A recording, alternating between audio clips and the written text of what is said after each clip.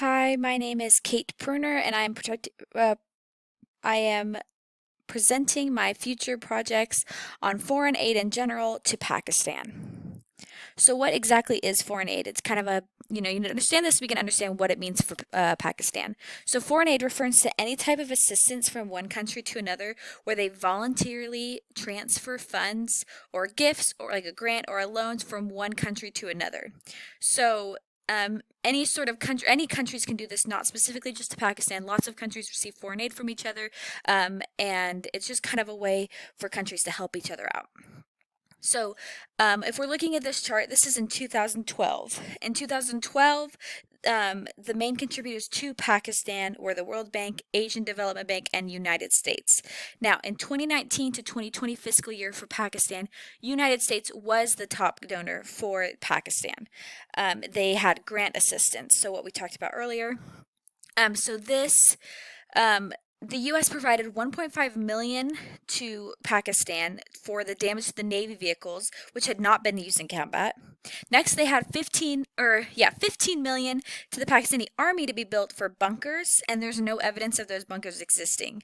And then 30 million was sent to Pakistan for road building. All again, this is all from the United States, and there's no evidence of those roads being built. And finally, $55 million was provided for helicopter maintenance for the entire national helicopter fleet, which was not performed. So the United States is sending this money to Pakistan to be used for specific things, and it looks like they're not using it for the things that they're saying or that they're intending for them to be used. So, does the aid to the government actually help? A lot of this aid does go to things like the military, like bunkers, helicopters, a lot of things we read about earlier. Those are all obviously military things. So, this doesn't even help. So, this first diagram here, it says the number of deaths from terrorism violence in Pakistan has only gone up substantially from 2003 to 2007. Again, this is a little bit older, but our presence from 2003 2007 has increased, and so has the terrorist violence increased. So we're sending this money to the to Pakistan to help the government, but it still seems like there are deaths from violence are increasing regardless of that assistance. So 63% of Pakistanis that were surveyed in 2008, they actually felt less secure than they did a year ago, which and we have been increasingly sending financial help to Pakistan. So it is interesting that we are sending more money, but they feel unsafe.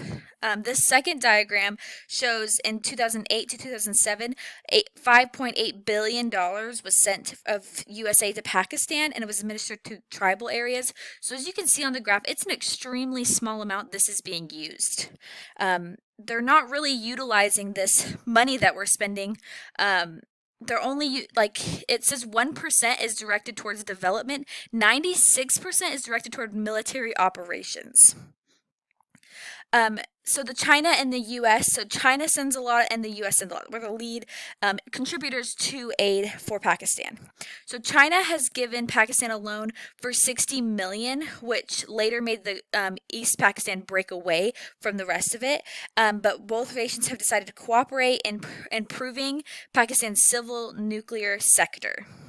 So they're using these for nuclear weapons, which is interesting that other countries would want to fund that. And then the United States, when they said, when we was asked about the aid, they kind of gave this weird comment that says, this commitment reflects our belief that Pakistan is secure and peaceful and prosperous. It's not only good for Pakistan, it's good for a region. It's good for the world. A stable, prosperous, and democratic Pakistan plays a constructive role in a region that will remain long-term in U.S. national interests. So I thought this was really interesting because it talks about how Pakistan is supposed to have is supposed to be making them more peaceful, but in this graph we saw earlier, it doesn't seem to be making them more peaceful. So because the money's not using the way the United States wants it to be used. So the government should be using this towards education. Only one half of the population is an secure, adequate intake, and only one half as well is literate. And only 1/3 of Pakistan women can read and write. So there's a complete crisis in education in Pakistan. This is what the money should be going towards, and it's not. It's going to the military.